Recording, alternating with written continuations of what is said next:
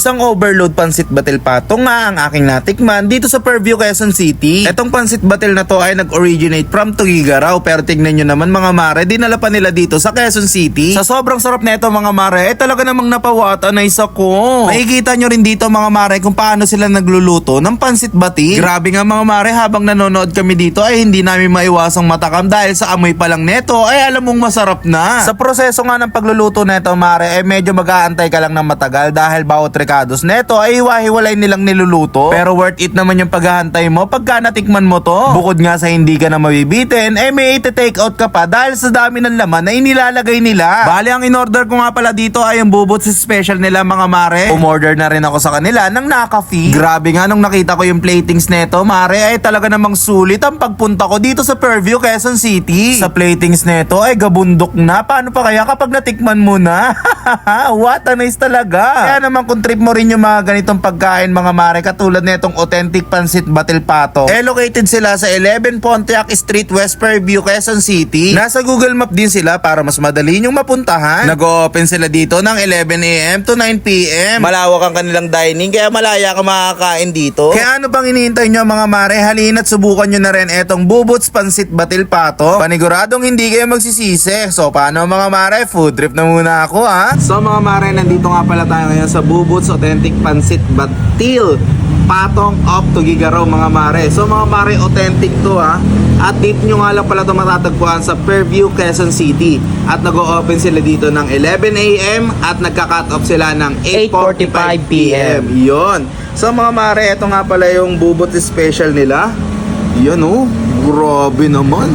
Napakaraming laman. May longganisa, may shanghai, may chicharong bulaklak. Tapos ang dami pang laman na hindi ko maipalawanag kung ano ba tong mga to. Yun oh, dami oh. Damn.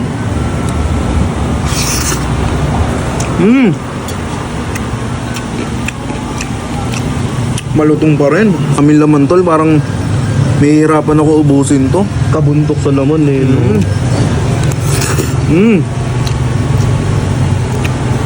May shanghai pa. Guys, talagang pulido yung pagkakaluto. Sarap. Yes. Wow. Yun oh.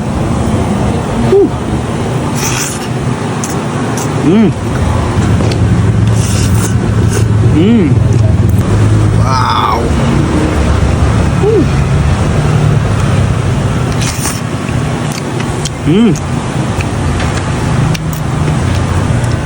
Malupit dito, may longganisa para siyang ano, Ilocos o Bigan, no? May sabaw din sila dito, guys. Natin.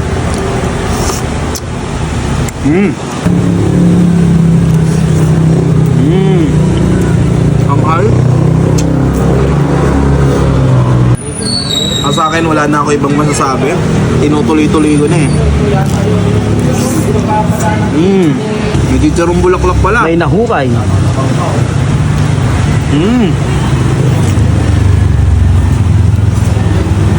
Sarap.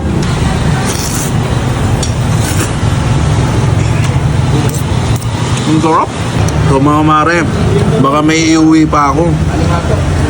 Grabe, sobrang dami nito. Okay. Para sa ating last bite, chicharong bulaklak, shanghai, itlog, syempre yung mga laman-laman pa. Wow. Uy, gabulin na lang natin yun.